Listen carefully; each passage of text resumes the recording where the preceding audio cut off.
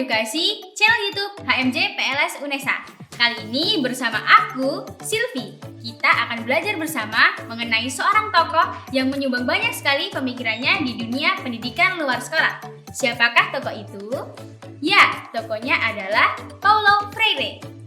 Untuk teman-teman yang penasaran, simak terus videonya sampai selesai ya. Paulo Freire lahir pada tanggal 12 September 1921. Kemudian ia meninggal di usianya yang ke-76 pada tanggal 2 Mei 1997. Freire adalah seorang lulusan sarjana hukum dari University of Recife, Brazil. Meskipun ia adalah seorang lulusan sarjana hukum, hal tersebut tidak menutup kemungkinan Freire untuk mempelajari bidang lain seperti pendidikan dan juga filosofi. Teori dari Freire yang sangat terkenal yaitu pedagogi. Dan Freire juga menerbitkan buku yang berjudul The Pedagogy of the Oppressed yang terbit pada tahun 1968. Freire sangat terkenal dengan slogannya yang berbunyi, pendidikan untuk kaum tertindas secara keseluruhan, berjuang tanpa henti untuk meraih kembali kemanusiaan mereka. Hal tersebut tidak lepas dari didikan kedua orang tua Freire yang berasal dari golongan keluarga menengah.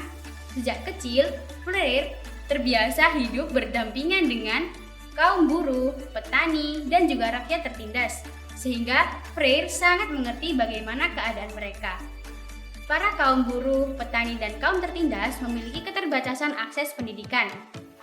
Kemudian, Freire menemukan banyak sekali warga Recife, Brazil yang masih buta huruf. Selain itu, Freire juga mengkritik dengan adanya gaya pendidikan yang diterapkan pada saat itu. Gaya pendidikan tersebut yaitu gaya pendidikan Bank. Apa yang dimaksud dengan gaya pendidikan Bank? Jadi, gaya pendidikan Bank adalah sebuah pendidikan dengan konsep pelajar sebagai objek dan guru sebagai subjek. Hal tersebut kemudian memunculkan pemikiran Freire mengenai pendidikan yang membebaskan. Setelah memiliki pemikiran tentang pendidikan yang membebaskan, Freire memperjuangkan hal tersebut tidak hanya di Brazil saja, melainkan di negara lainnya seperti Chili, Angola, Mozambik, Bissau, Nicaragua, dan negara lainnya. Pernah pada suatu saat, Freire ditangkap dan dipenjara pada kudeta militer yang ada di Chili. Kemudian, Freire diberikan amnesti oleh pemerintah Brazil dan dibebaskan. Setelah bebas, Freire bergabung dengan Partai Buruh yang ada di Brazil. Saat Partai Buruh mengalami kemenangan, Freire diangkat menjadi Menteri Pendidikan. Pada saat menjadi Menteri Pendidikan, Freire banyak sekali mengeluarkan program yang pro rakyat kecil. Di antaranya yaitu program pendidikan progresif, pendidikan orang dewasa, pendidikan masyarakat, pendidikan rekonstruksi kurikulum, dan juga seperangkat kebijakan pendidikan lainnya. Freire juga mengeluarkan 3 macam kesadaran pendidikan, yaitu kesadaran pendidikan magis, naif, dan juga kritis. Apakah teman-teman tahu mana dari ketiga macam pendidikan tersebut yang diterapkan di dunia pendidikan luar sekolah?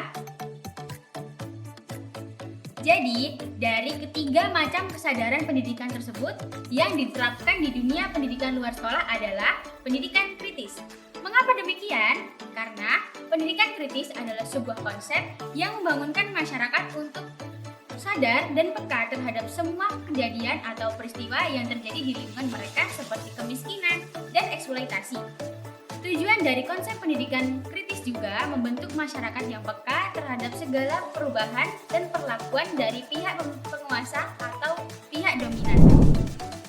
Selain konsep pendidikan kritis, Paulo Freire juga mengembangkan konsep dehumanisasi pendidikan yang membahas tentang bagaimana manusia mengalami keterbatasan dalam berpikir.